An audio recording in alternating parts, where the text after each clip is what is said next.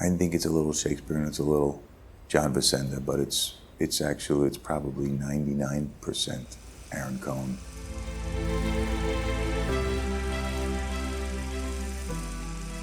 When Sylvester Stallone penned the script for Rocky, he cinematically defined the heart of a fighter.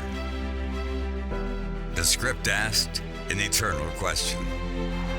Just how and why do certain hearts beat just a little stronger, just a little faster, and just a little better? The answer was rooted in one man's desire to be remembered, not for who he was, but for how who he was gave him what it took to go the distance. How far athletes travel depends on the souls that surround them.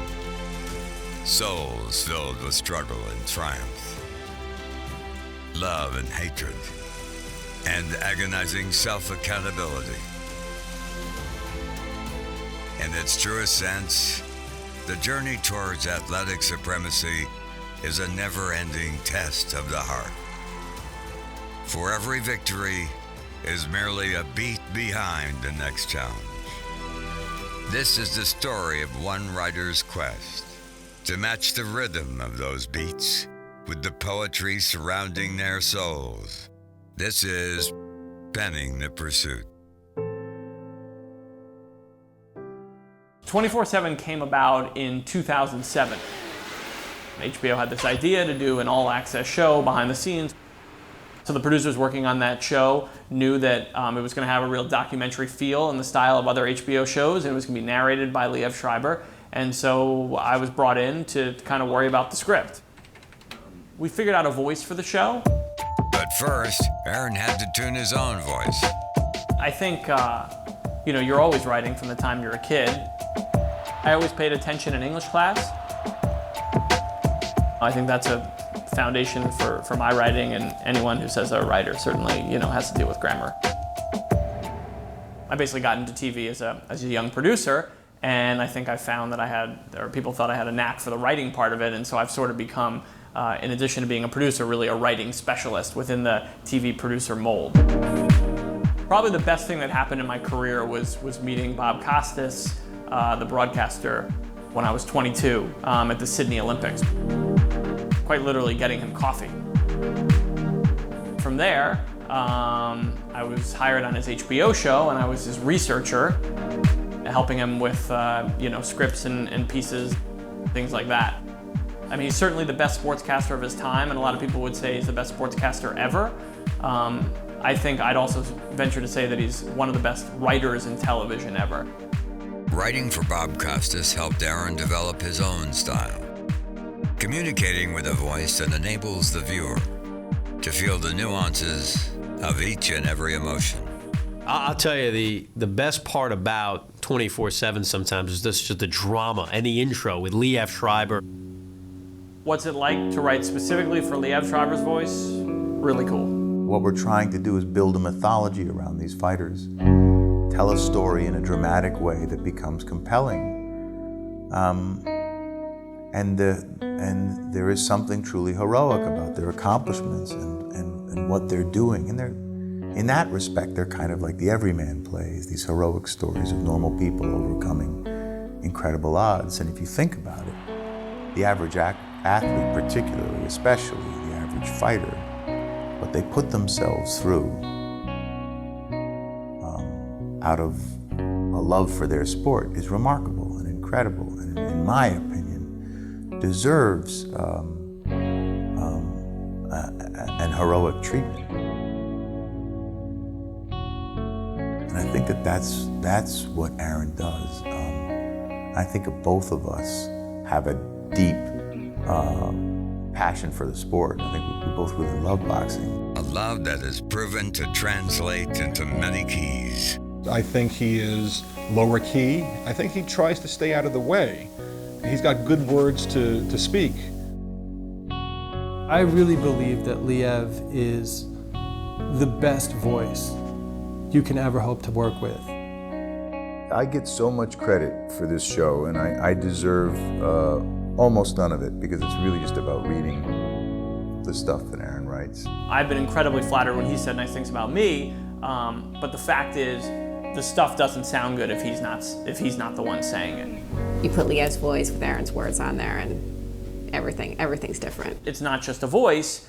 He's an actor. He's one of the best actors of his generation. That's a challenge as a writer. I mean, you're writing for the voice of God, really.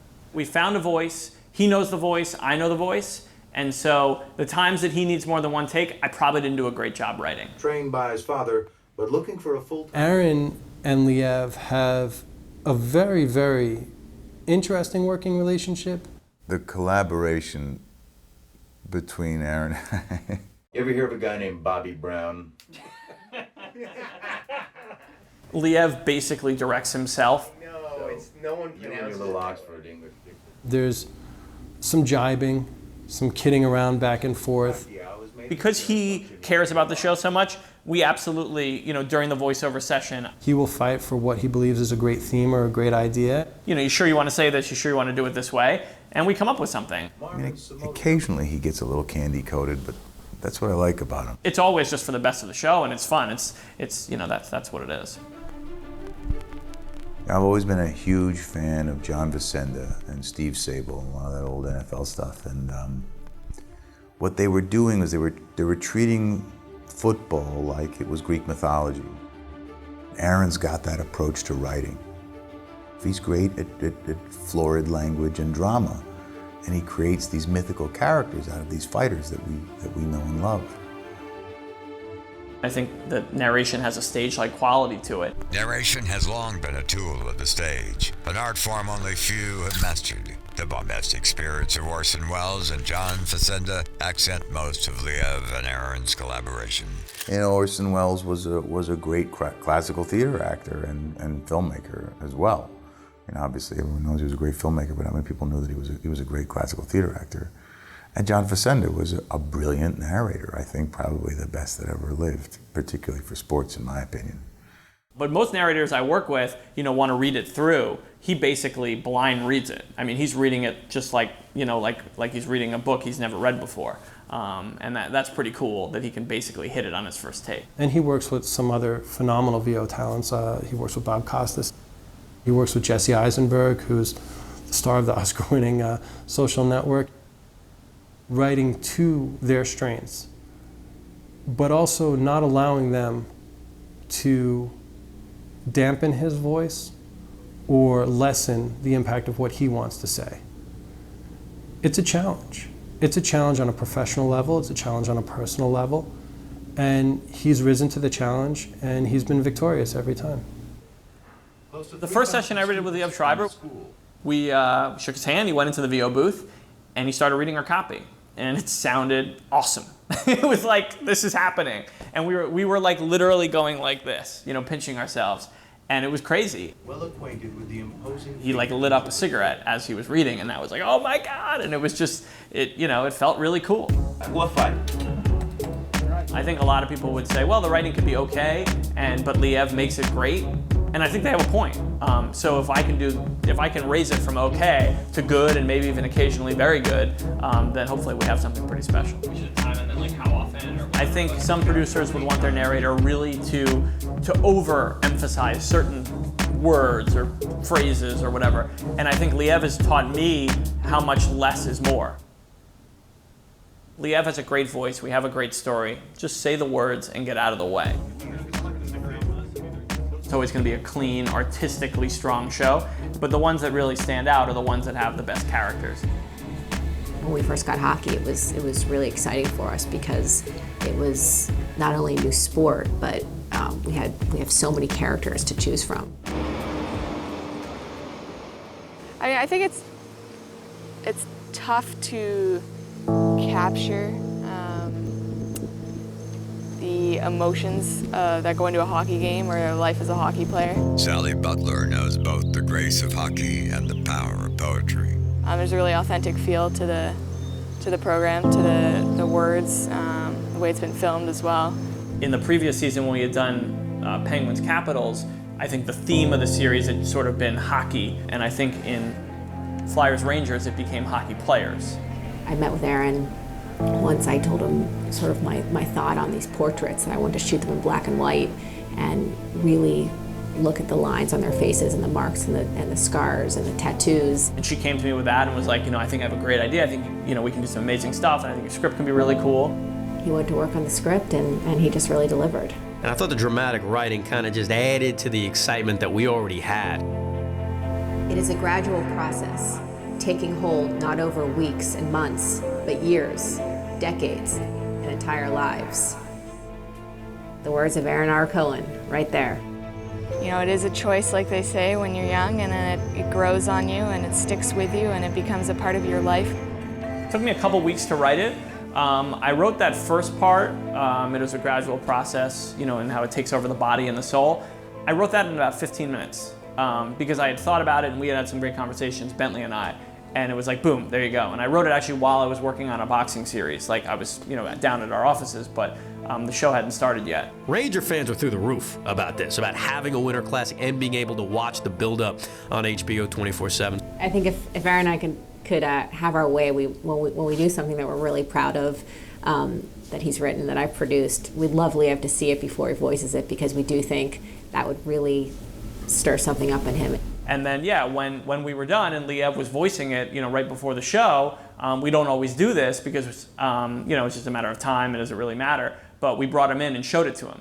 And there were certain, and again, he got it. And, being a huge part of the show, was certainly psyched to get back in the VO booth and kill it, which he did.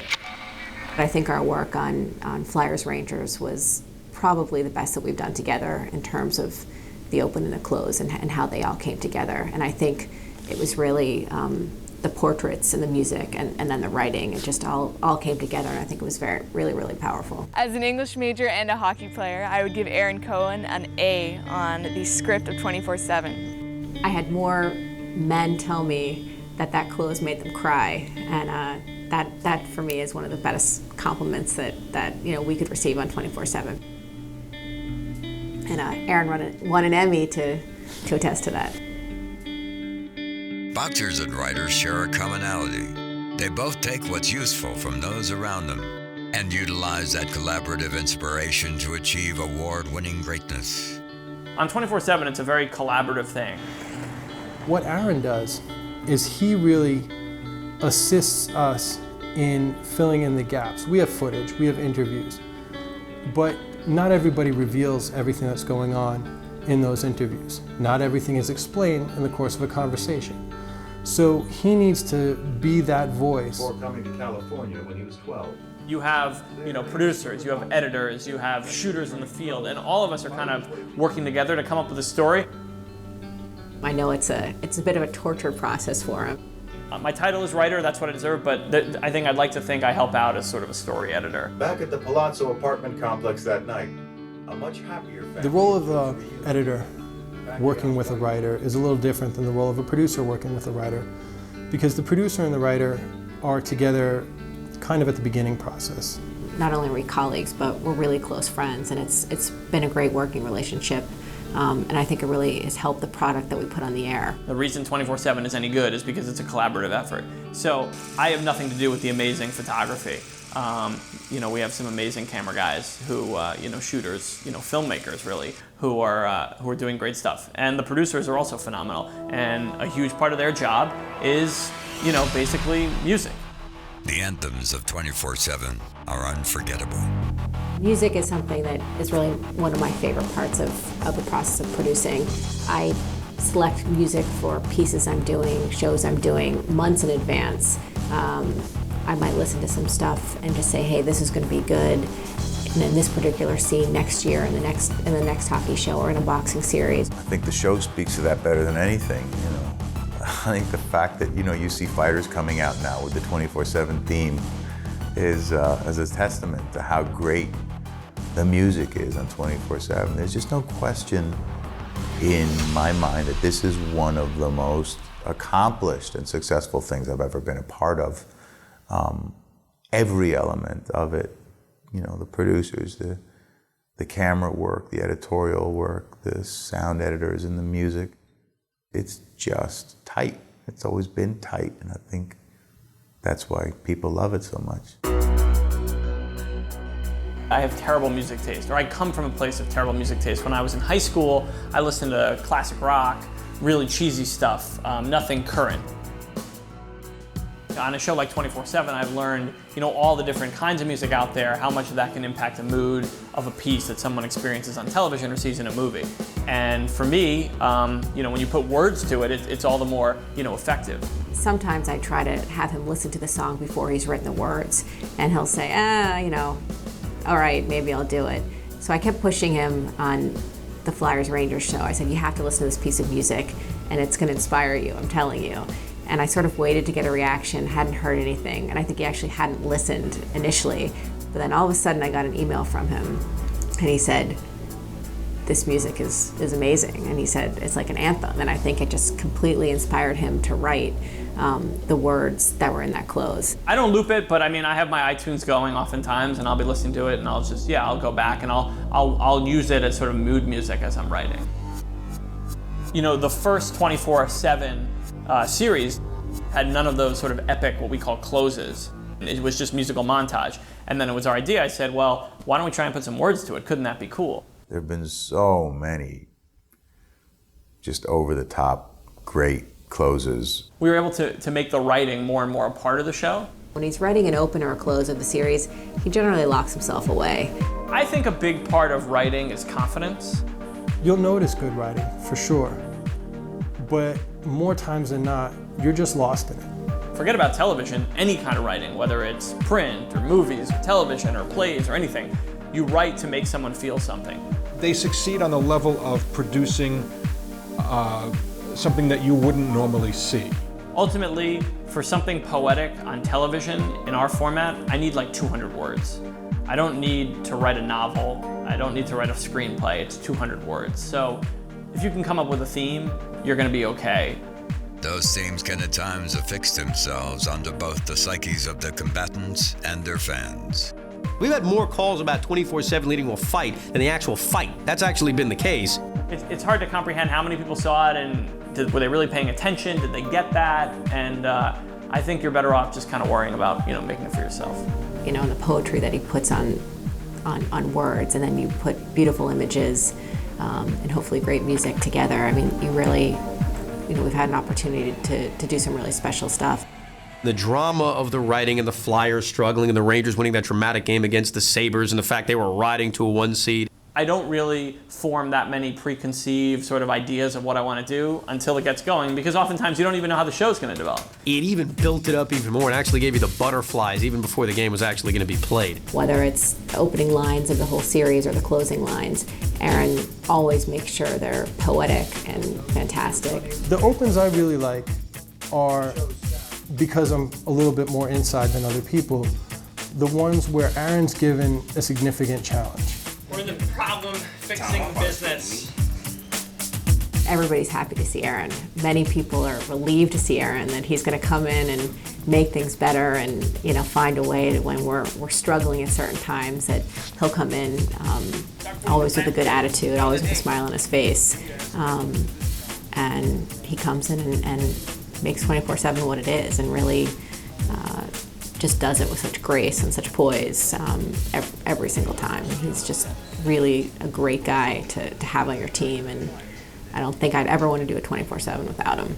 It's easy to write when the storyline's already there for you, but when you have to dig deeper, when you actually have to go a couple of layers inside and find out what's motivating these fighters and how their personal stories can intersect and can overlap and can create a dramatic tension, that's far more difficult and far more rewarding.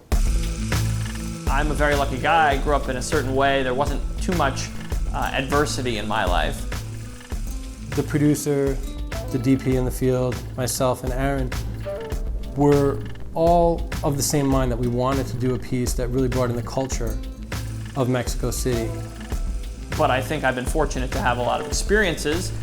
And when he came in, he was a little hesitant to show us what he had written. He didn't know if he had gone too far. And a life that has exposed me to different things and has gotten me thinking. And think.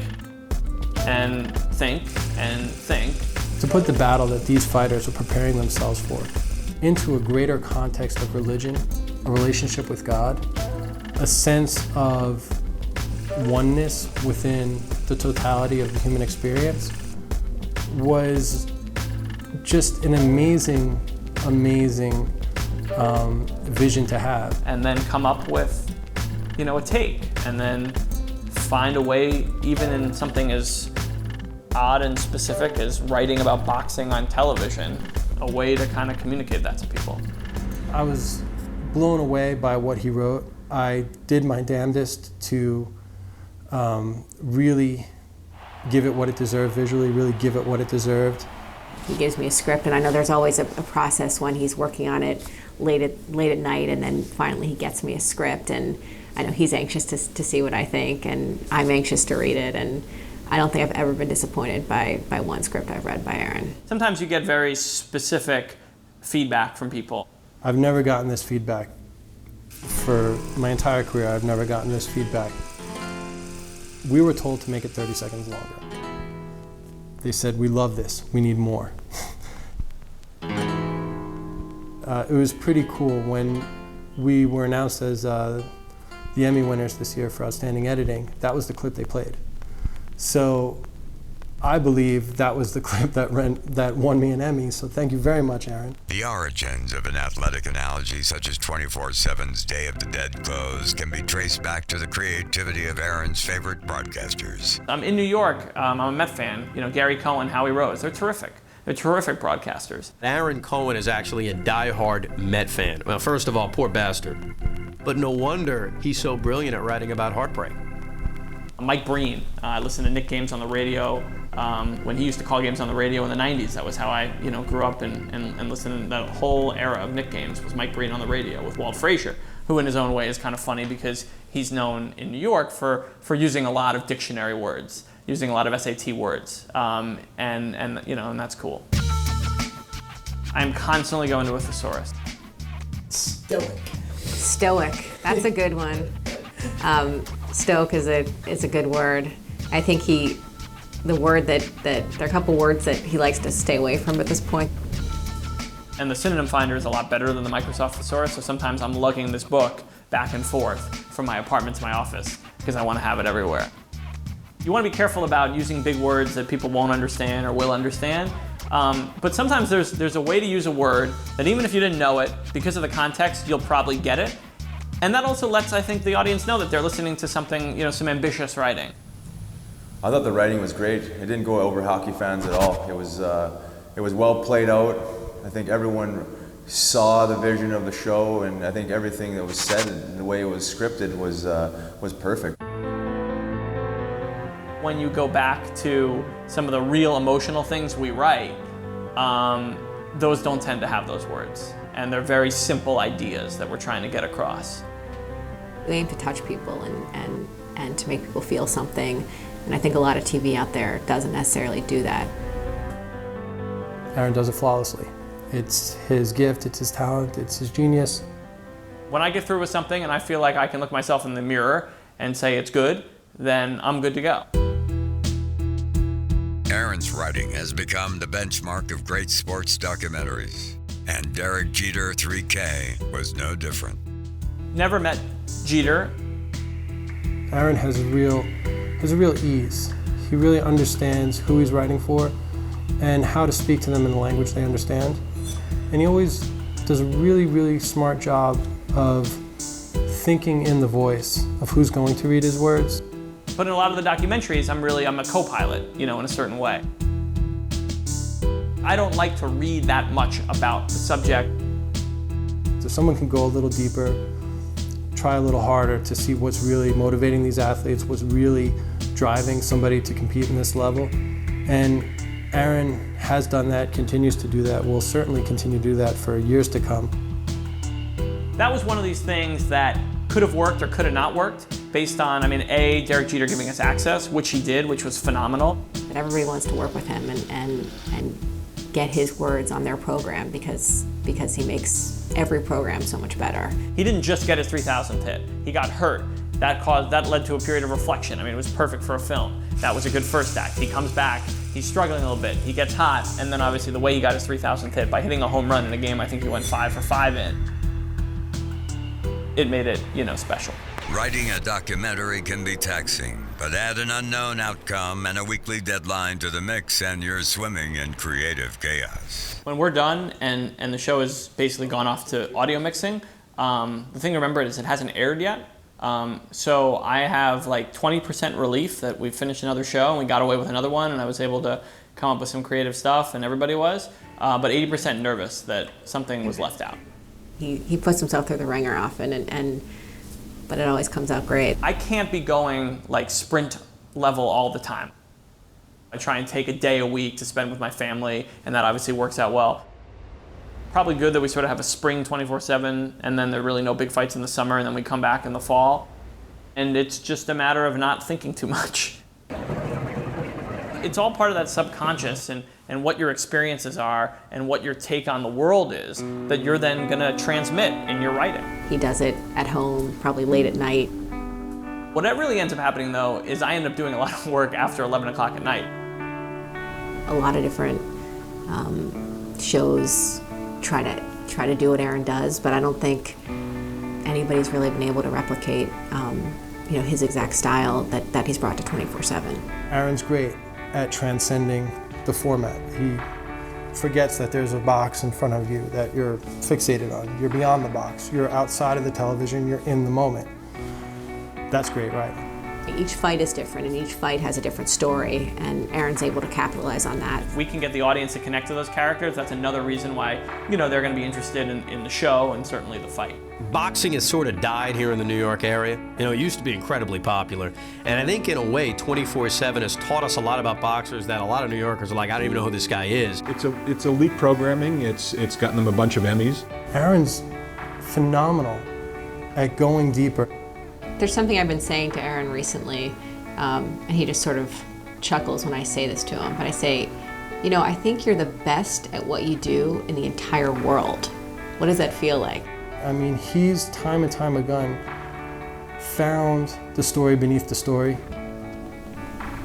I don't think that there's anyone in the sports world who writes like Aaron Cohen. He's a true fan of sport and of so many sports, but he's also a poet. So it's easy for him to dream as a writer, and that's sort of what makes these things sail. You have to make it personal, because that's what any writer is, bringing something of themselves to anything they write. He's winning most of the Emmys, most every year. Whether it's another writer or someone who's never written their life but is a viewer and you've connected with them, I think that's all you can ask for. 31.7 million Americans tuned in to the opening ceremonies of the 2014 Winter Games in Sochi. The man chosen to write the broadcast introduction, Aaron Cohen.